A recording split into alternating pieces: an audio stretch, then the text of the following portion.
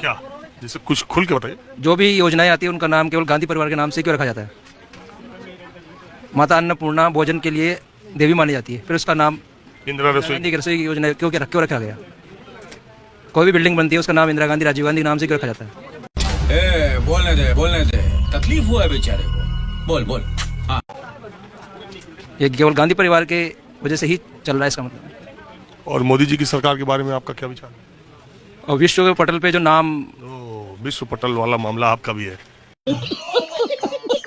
और साथ में जो हिंदुत्व की छवि है और जन जन की आस्था के प्रतीक श्री रामचंद्र जी का जो मंदिर बनाया जा रहा है वो पूरे विश्व विख्यात होगा और पर्यटन और सभी के लिए श्रेष्ठ होगा। तो हिंदुत्व कितना बड़ा मुद्दा है राजस्थान में? बहुत बड़ा है। भारत के अलावा और कोई हिंदू राष्ट्र है भी नहीं जहाँ पे कब हो गया ये? कब हुआ कब? जाने के यहाँ से निकालने के बाद कहीं जाएगा हिंदू। तो यहाँ से निकालने की भी बात है क्या? कभी मान लो एनआरसी वगैरह कोई भी चलता है, अगली कंट्री अगली जो भी गवर्नमेंट आती है कभी बाई चांस चेंज होती है। तो मतलब आप मानते हैं हिंदू खतरे में? बिल्कुल है। अभी जो माहौल बनाया हुआ है पब्लिक के द्वारा और नेताओं के द्वारा, उस हिसाब से जो देखा जा रहा है, क्योंकि सारी कंट्रीज में जो हो रहा है वो आतंकवाद चल रहा है। भारत अभी थोड़ा तो ये तो पूरे हिंदुत्व की सरकार हर जगह है, मोदी जी की तो अभी खतरे में तो नहीं है, बाकी सभी जगह ये माहौल चल रहा है। अच्छा एक बात बताइए, इजराइल और हमास भी चल रहा है। हाँ। वो सबने देखा है। अच्छा उसकी इजराइल हमास का छोड़िए, उनका मसला, उससे हमारे देश का क्या लेना देना। आप मुझे एक बात बताइए, मोदी जी की सरकार के 3 काम आप बताइए। मोदी जी की सरकार, सबसे बड़ा तो आतंकवाद काफी हद तक कम हुआ है। नोटबंदी के बाद में कमर टूट गई आतंकवाद की। नहीं जो पत्थर फेंके जा रहे थे पैसे लेके, वो पैसे नहीं मिल पा रहे उनको, फंडिंग बंद हो गई है। अभी कुछ दिन पहले आतंकी हमला हुआ था जिसमें एक डीएसपी, एक लेफ्टिनेंट कर्नल, 3 हमारे, वो कम हो गया। पुलवामा भी इन्हीं की रेजिम में हुआ, नोटबंदी के बाद में हुआ कि नहीं आतंकी हमला?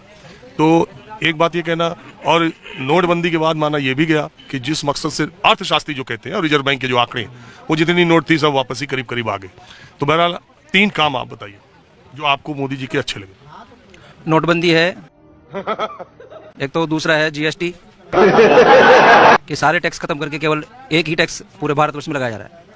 और इसके अलावा जितनी भी स्कीमें हैं वो गरीब परिवार के डायरेक्ट अकाउंट में जो जा रही है, बिना किसी रोकथाम के, बिना किसी दलाली के, डायरेक्ट जो अकाउंट में आ रही है, उससे काफ़ी पब्लिक को फायदा मिल रहा है। क्या बोला भैया? तो मोदी जी ने सेकंड हाईएस्ट जीएसटी जो टैक्स लगाया वो शिक्षा पे लगाया 18%। अगर इंडिया की शिक्षा पर टैक्स लगाओगे तो कैसे पढ़ेगा इंडिया? क्या बढ़िया था गुरु। अनपढ़ रहेगा इंडिया तभी अनभक्त बनेगा इंडिया। ये सोच है मोदी जी की। शिक्षा को एक तरीके से नोट कमाने का साधन समझ रहे हैं। ये देश इतने दिनों से चला आ रहा है, आज तक कभी कोई सी भी गवर्नमेंट ने शिक्षा पे कोई जीएसटी टैक्स नहीं लगाया।